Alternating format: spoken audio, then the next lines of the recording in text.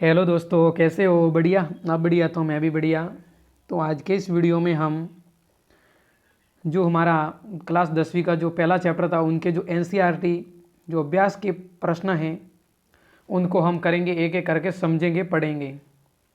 तो आप इसे ध्यान से समझें। और जो इससे पहले वाला वीडियो था उसमें हमने पूरे पाठ की थ्योरी को पढ़ लिया है, और आज का ये वीडियो है उसमें हम प्रश्नों को हल करेंगे। और इससे अगले वाले में जो अति लघुत्रात्मक प्रश्न हैं उनको और आगे लघुत्रात्मक इन सभी अभ्यास प्रश्नों को मैं हल करवाऊंगा। बस आप मेहनत और ईमानदारी के साथ अपनी पढ़ाई करते रहें। तो चलिए हम हमारे प्रश्नों को देखते हैं।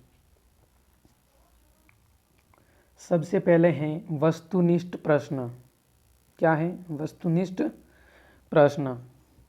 इसका जो पहला प्रश्न है वो है, देखिए आप, तप्त निकिल चूर्ण की उपस्थिति में एथिलीन तथा हाइड्रोजन की अभिक्रिया कहलाती है। आपको बताना है कि निकिल चूर्ण की उपस्थिति में एथिलीन तथा हाइड्रोजन की अभिक्रिया कहलाती है। ये अभिक्रिया क्या क्या कहलाती है आपको देखना है। मैं इस अभिक्रिया को करके दिखाता हूँ आपको समझने की कोशिश करनी है। तो चलिए मैं एक खाली स्पेस में हम चलते हैं यहाँ पर। अब आप समझने का प्रयास करें। ये है हमारे पास एथिलीन CH2। इसकी अभिक्रिया किससे करवानी है? हाइड्रोजन से H2। अब यह हाइड्रोजन है, क्या करेगा, यहाँ से ये बॉन्ड है वो टूट जाएगा और एक H इधर और एक H इधर। तो यहाँ पर हाइड्रोजन का है जो योग होता है, यह हाइड्रोजन है एक यहाँ पर और एक यहाँ पर जुड़ जाते हैं। इसी कारण इस अभिक्रिया को हम क्या कहेंगे? योगात्मक अभिक्रिया। हमने थ्योरी में पढ़ा था, योगात्मक अभिक्रिया कहलाती है। ठीक है। और जो इसका उत्पाद बनेगा वो क्या बनेगा?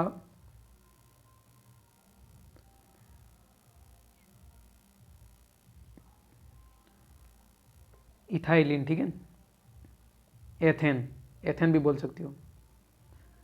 CH3 single bond CH3। चलिए मैं एक बार यहाँ से हटा देता हूँ।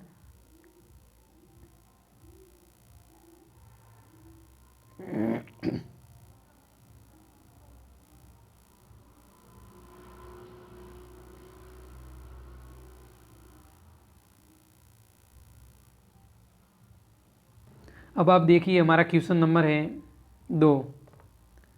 इसमें जो है रासायनिक अभिक्रियाएं उनके प्रकार हैं। तो इनमें जो हमारा दूसरा क्वेश्चन है, पढ़िए एक बार। जब कॉपर सल्फेट विलयन में लोहे का टुकड़ा डालते हैं तो कॉपर फेरस सल्फेट बनते हैं। यह अभिक्रिया कहलाती है। क्या कहलाती है यह अभिक्रिया? जब कॉपर सल्फेट के विलयन में लोहे का टुकड़ा डालते हैं तो उसमें तो कॉपर फेरस सल्फेट बनते हैं। तो यह अभिक्रिया क्या कहलाती है आपको देखना है।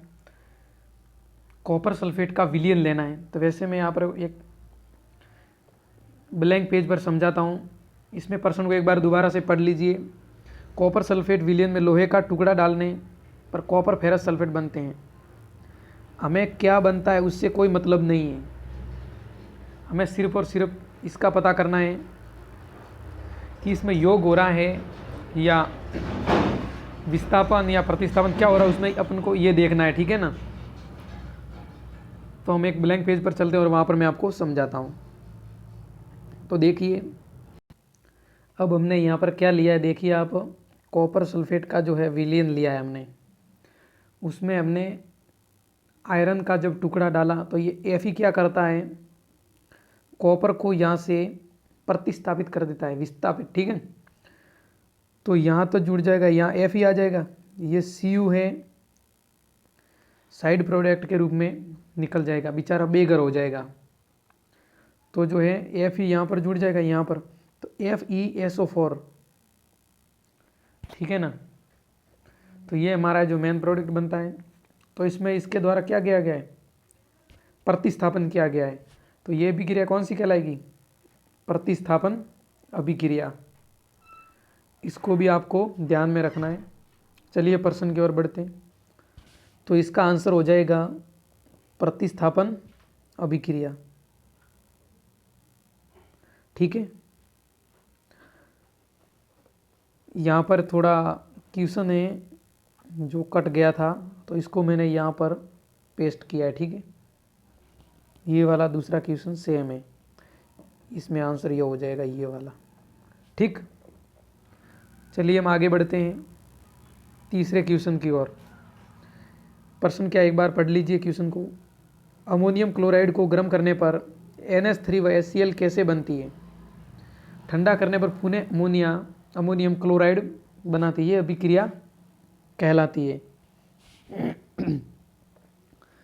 तो इसको भी मैं अभिक्रिया के दौरान समझाता हूँ कि जो अमोनियम क्लोराइड है उनको हम गर्म करते हैं तो NH3 व HCl बनता है, और जिसको ठंडा करने पर क्या बनता है? अमोनियम क्लोराइड बनता है। तो ये अभिक्रिया क्या कहलाती है? देखिए मैं एक बार यहाँ पर लिख लेता हूँ। अमोनियम क्लोराइड NH4Cl, जब इसको गर्म करेंगे तो NH3 और यहाँ प्लस में HCl। ठीक है, ये बन जाएगा। इस प्रश्न को एक बार पढ़ लीजिए। NH3 और HCl गैस बनती है ये। ठीक है, ठंडा करने पर पुनः अमोनियम क्लोराइड बनता है। जब इसको हम ठंडा करेंगे ना, जैसे यहाँ पर निशान लगा लेता हूँ -डेल, मतलब ठंडा करना, तो वापस इससे ये बन जाएगा। तो इसमें इस अभिक्रिया को क्या बोलते हैं हम? ऊष्मीय वियोजन। ठीक है, याद रखना है, इसको क्या बोलते हैं? ऊष्मीय वियोजन। तो इसका आंसर है वो ये हो जाएगा। ठीक है, ये वाला 3 नंबर। चलिए हम थोड़ा सा आगे बढ़ते हैं। अगला हमारा चौथा क्वेश्चन है। देखिए इस प्रश्न को एक बार अच्छे से। क्वेश्चन है, निम्नलिखित में से कौन सी अभिक्रिया उत्क्रमणीय नहीं है? मुझे उम्मीद है कि ये क्वेश्चन आपको सभी स्टूडेंट को आता होगा। इसका आंसर आपको बताना है। आप एक बार सोच लीजिए अपने दिमाग में, फिर मैं बता दूंगा। तो चलिए मैं बताता हूँ आपको। जो उत्क्रमणीय अभिक्रिया होती है, मैंने आपको बताया था कि वे अभिक्रियाएं जो दोनों दिशाओं में संपन्न होती है, फॉरवर्ड डायरेक्शन में भी, फॉरवर्ड दिशा में, अग्रिम दिशा में भी, और बैकवर्ड दिशा में भी, मीन्स पश्चिम दिशा में। और अनुत्क्रमणीय अभिक्रियाएं वे होती है जो एक ही दिशा में चलती है और पूर्ण हो जाती है। ठीक है, तो ऐसी अभिक्रियाओं को क्या बोलते हैं? अनुत्क्रमणीय अभिक्रिया। वो केवल और केवल फॉरवर्ड डायरेक्शन में ही प्रोसीड करती है। तो इसमें क्या पूछा है? निम्नलिखित में से अभिक्रिया उत्क्रमणीय नहीं है। उत्क्रमणीय नहीं है वो छांटना है आपको। तो आपको क्या छांटना है? उत्क्रमणीय कौन सी अभिक्रिया है जो एक ही दिशा में चलती हो, वो अभिक्रिया। तो देखिए यहाँ पर ये अभिक्रिया है, वो है उत्क्रमणीय अभिक्रिया। ये भी उत्क्रमणीय अभिक्रिया है। ये भी दोनों दिशाओं में। पता किससे चलता है? ये रिवर्सेबल साइन यहाँ पर। और इसमें है, ये चौथा आंसर है इसका सही है। ठीक है, इसमें क्या है? एक ही दिशा में अभिक्रिया है वो प्रोसीड करेगी। तो ये है वो अनुत्क्रमणीय अभिक्रिया, उत्क्रमणीय नहीं है। तो इसका आंसर हो जाएगा 4। ठीक है, चलिए अब हम 5वें क्वेश्चन की ओर बढ़ते हैं। निम्न में से उभय अपघटन अभिक्रिया है। उभय अपघटन, तो इसमें क्या है? जो ये आंसर है चौथा, उभय अपघटन। इसमें क्या होता है कि देखिए आप यहाँ पर, मैं आपको एक बार समझा देता हूँ। इसमें क्या है कि जो Ba है वो SO4 के साथ जुड़कर ये BaSO4 बनाता है, और जो Cl2 है वो Na2 के साथ 2 अणु सोडियम क्लोराइड के बनाता है। इस अभिक्रिया को हम कहते हैं उभय अपघटन अभिक्रिया। तो इसका आंसर ये हो जाएगा। ठीक है, एक बार ये अभिक्रिया हमारी उभय अपघटन अभिक्रिया। हमारा अगला क्वेश्चन है 6 नंबर। निम्न में से कौन सी उभय अपघटन अभिक्रिया नहीं है? मतलब उभय अपघटन अभिक्रिया का मतलब यह होता है कि जो दोनों अणु आपस में टूटकर किसी अभिक्रिया में निर्माण करते हैं।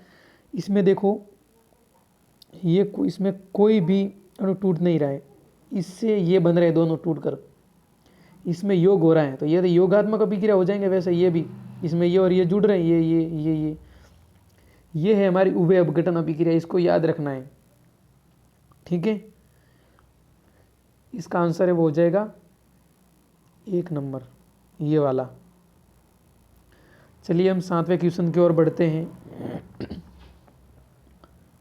इसमें कहा है कि कॉपर सल्फेट विलयन में जिंक का टुकड़ा डालने पर विलयन रंगहीन हो जाता है, अभिक्रिया है। तो इसमें क्या है कि देखो आप, कॉपर सल्फेट है भैया, एक बार रिएक्शन लिखकर समझा देता हूँ आपको, यह है जो आप समझने का प्रयास करें।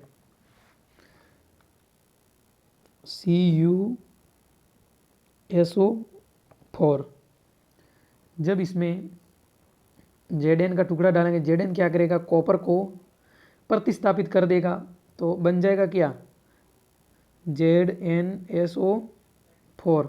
तो इसमें पूछा क्या है कि यह अभिक्रिया कौन सी अभिक्रिया है, तो ये है हमारी प्रतिस्थापन अभिक्रिया, सब्स्टिट्यूशन रिएक्शन। ठीक है, अब हमारा है जो क्वेश्चन है वो 8वां, आप देखें, समझें और आप भी क्वेश्चन का आंसर देने का प्रयास करें। 8वां क्वेश्चन क्या है, पढ़िए एक बार। निम्न में से ऊष्मा शोषी endothermic reaction fill in a endothermic reaction. ठीक है, तो इसमें से आपको बताना है कि कौन सी अभिक्रिया है जो ऊष्मा शोषी है। सॉरी, मैंने थोड़ा सा गलत बोल दिया एक बार। ऊष्मा शोषी मतलब होता है एक्जोथर्मिक। ठीक, एक्जोथर्मिक हिंदी में आपको याद रखना है, ऊष्मा शोषी अभिक्रिया, सीधी सी बात है। 8वें का है जो आंसर है, निम्न में से ऊष्मा शोषी अभिक्रिया, जब उत्पाद बनेगा ना तब ऊष्मा की आवश्यकता होगी। आपको पता है किसी बॉन्ड को तोड़ेंगे तब ऊर्जा देनी पड़ती है, जब कोई अणु बनेगा तो ऊर्जा रिलीज होती है। तो ये है, इससे ये बन रहा है। ठीक है, इससे बन रहा है। ठीक है, इसमें तो वियोजित हो रहे हैं, देखो